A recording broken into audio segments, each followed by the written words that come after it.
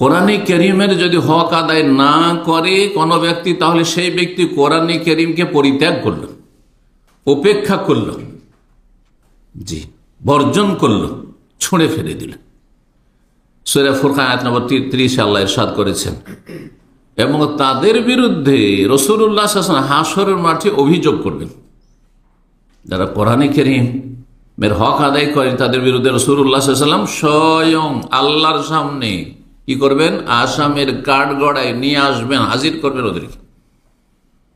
আল্লাহর সামনে কেস দায়ের করবেন, কেস ফাইল করবেন রাসূলুল্লাহ সাল্লাল্লাহু আলাইহি ওয়াসাল্লাম। ওয়াকালা রাসূল, আল্লাহ বলছেন, রাসূল সাল্লাল্লাহু আলাইহি ওয়াসাল্লাম বলবেন সেদিন, ইয়া রব্বে, হে আমার রব, ইন্না কওমি ইত্তাখাযু হাযাল কুরআন মাহজুরা, আমার জাতি এই কোরআনকে পরিত্যাগ করেছে, কোরআনকে বর্জন করেছে।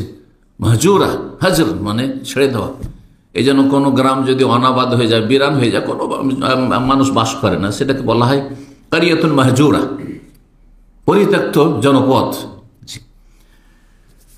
কোরআনে কারীম এমন একটি আসমানি মোবারক কিতাব যে যারা কোরআনে কারীমের হক আদায় করে তাদেরকে আল্লাহ রাব্বুল আলামিন এই কোরআনের মাধ্যমে কি করেন? উঁচু করেন, উন্নীত করেন, সম্মানিত করেন, যেই সম্মান কোরআন ছাড়া কোথাও খুঁজে পেত না। বহু জাতিকে আল্লাহ সম্মানিত করেছেন, অথচ তারা সমাজের একেবারে নিম্ন স্তরে ছিল, সব দিক থেকে, সামাজিক দিক থেকে, পারিবারিক দিক থেকে, বংশীয় মর্যাদার দিক থেকে, অর্থের দিক থেকে, আর ক্ষমতার দিক থেকে, শারীরিক মানসিক শক্তির দিক থেকে, সব দিক থেকে একেবারে নিম্নমানের ছিল। গোলাম, দাস দাসী ছিল তারা। চিন্তা করুন, বেলাল একজন গোলাম, দাস, কালো কদাকার কুৎসিত, সুবহানাল্লাহ, আফ্রিকি, কিন্তু রাসূলুল্লাহ সাল্লাল্লাহু আলাইহি সাল্লামের মোবারক মসজিদ নবীর মিনারায় আজান দেওয়ার মর্যাদা হাসিল করেছে। রাসূলুল্লাহ সাল্লাল্লাহু আলাইহি সাল্লামের সামনে জান্নাতে আগে আগে হাঁটছে, আর রাসূলুল্লাহ সাল্লাল্লাহু আলাইহি সাল্লাম তার পায়ের জুতার স্যান্ডেলের আওয়াজ পাচ্ছেন। হাদিস জানেন না? চিন্তা করুন কিভাবে পৌঁছিলেন তিনি, অথচ তার এমনি পার্থিব কোনো মর্যাদাই ছিল না মক্কায়। ইন্না হাযাল কুরআন ইয়াহদি লিল্লাতী আকওয়াম, শুধু আখিরাতের ক্ষেত্রে নয়, জান্নাতের ক্ষেত্রে নয়, দুনিয়ার ক্ষেত্রেও কোরআন সম্মানিত করে।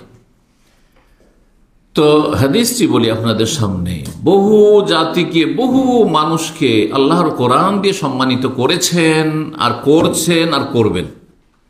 আর বহু জাতিকে কোরআনের মাধ্যমে আল্লাহ নিচে নামিয়েছেন, নামাচ্ছেন, নামাবেন। বলছেন রাসূলুল্লাহ বলছেন, ইন্নাল্লাহ ইয়ারফাউ বিহাযাল কিতাব আকওয়ামান ওয়া ইয়াদাউ বিহি আখারিন, নিশ্চয়ই আল্লাহ রাব্বুল আলামিন কি করেন? ইন্নাল্লাহ ইয়ারফাউ বিহাযাল কিতাব, এই কিতাব, আল কিতাব দি, আল কিতাব কোন কিতাবের নাম? আলিফ লাম যালিকাল কিতাব, আল কিতাব। কোরআনের শুরুতে কোরআনে কারীম কি বলা হয়েছে? আল কিতাব, যেটি সবচাইতে মূল্যবান পুস্তক, গ্রন্থ, তাকে আল কিতাব বলা হয়।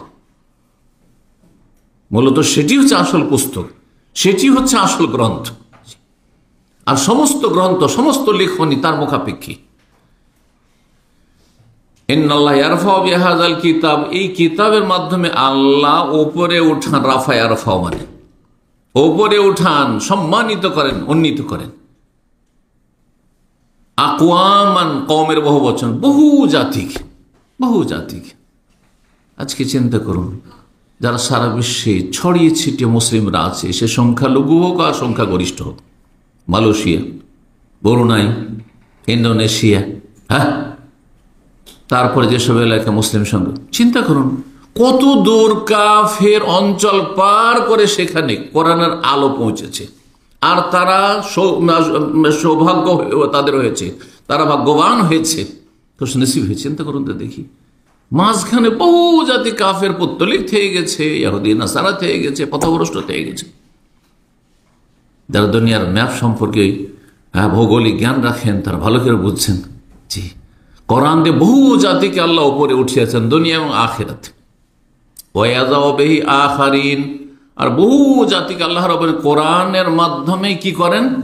লাঞ্ছিত করেন, অপদস্থ করেন, নিচে নামিয়ে দেন, মাটিতে মিশিয়ে দেন। কোরআনে কারীম নাযিল হয়েছে, যারা ঈমান নিয়ে এসেছে তারা আবু বকর হয়েছে, উমর হয়েছে, উসমান হয়েছে, আলী হয়েছে, আশরে মুবাশশারা হয়েছে। হ্যাঁ, তারা জান্নাতের সার্টিফিকেট দুনিয়াতে, জীবন্ত জান্নাতি তারা।